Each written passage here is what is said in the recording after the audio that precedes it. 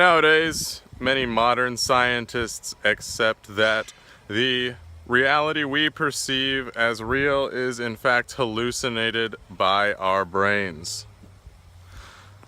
So, with this in mind, on September 27th, 2017, a few nights ago, had a conversation with a friend, and we spoke of many different things, namely conspiracy theories and what ifs, doomsday scenarios, and essentially my friend told me that he prefers not to think about these things or to contemplate them because it takes his focus away from what's important in life. It takes his focus away from reality. And indeed, we discussed that when we focus on the things of our imaginations and when we invent these possibilities in life and in the world, we no longer fully know what's real. We experience a separation from what we perceive as reality. So now, he doesn't embrace that. I embrace that. I embrace the madness of going fully into my imagination because I respect my imagination as being the thing that creates my reality. Anyway, so why not have it also create a fantasy world? Now, therein lies the problem for a lot of people, is separating the reality from the fantasy and which is which and which is relevant to others.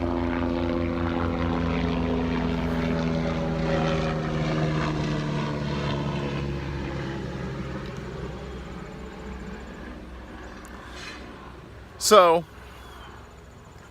I really think, as a helicopter fly right over my head, I really think that I embrace it because that's who I am. I embrace the madness. I embrace the fantasy world, and I think that one of the things that keeps me firmly rooted in reality, even though it may not seem like it at times, one of the things that keeps me from going over the edge and slipping into something where I can no longer distinguish fantasy from reality is the fact that I hear these voices. Now, that might sound a bit strange to some people, but I really think that the fact that I am hearing voices and hallucinating voices that are speaking to me and commenting on my life and my behaviors, not all the time, but most of the time, it keeps me firmly rooted in reality because of how unrealistic that is. I realize that there is a reality out there that is relevant to both me and to other people. Because of what is so irrelevant, I am able to decipher what is relevant. And I guess really how I'm able to do that and why I do that, and is just with being mindful of what's going on in my thoughts, being mindful of what's going through my mind, what different stimulus, how it is affecting me. But I could go off and I could talk about, I could invent a story, and I could make that story relevant, and I could do all of these things. And I do all of these things, and I do foray into madness on a daily basis. And I see it as a blessing, not a curse. I don't see it as taking away from my perspective of reality. I see these fantasies and the products of my imagination as enhancing my perception of reality.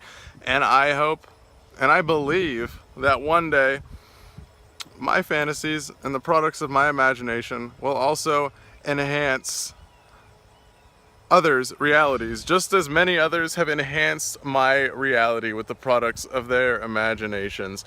So that's really what I want to talk about today. That's kind of abstract, but it's kind of two conflicting viewpoints. I really feel like, that reality and fantasy are only separated by what we accept as normal and what we accept as real. And what I accept as normal and real is, violence is not the answer. Taking care of ourselves, making the world a better place and taking care of it, and just being more, being greater, looking good, feeling good, and pursuing what we desire. I think that's what reality is for me. That's what I see myself doing, and that's what I see everyone in the world doing to some degree. That is what we're all striving for to different degrees. Some of us realize it, some of us don't. I don't think that it's necessary to realize it to do these things, but I see that happening. And I see us creating a reality around, I see every person creating a reality around our individual desires and around our individual perception of what normal or ordinary is. And so obviously this is very abstract, very, dealing with potential, imaginary people or even real people. What's the difference between an imaginary person and a real person? Well, a real person can change your circumstances, essentially. That's the only difference. But, they can all have personalities, looks, everything. There's no difference inherently, except a real person has power outside of your reality. They can change your circumstances. An imaginary person cannot change your circumstances. An imaginary person may be powerful enough to cause you to change your own circumstances, but that's a whole nother topic entirely. So that is what I'll talk about today, and I'm just gonna cut this video off now, this video log. Kind of have a lot of thoughts going in different directions right now. I see that as like kind of a mental blindness, because my brain goes off like that. It's like this, and then it's like bam, split in half, wah. And I can't follow both at once, especially when I'm talking and explaining something and making a video journal. So yeah, remember, take care of yourself. Violence is not the answer, and it's finally cold outside, so finally cooler at least. It's not so hot. It is still humid, but I'm very, very much counting my lucky stars for this beautiful weather.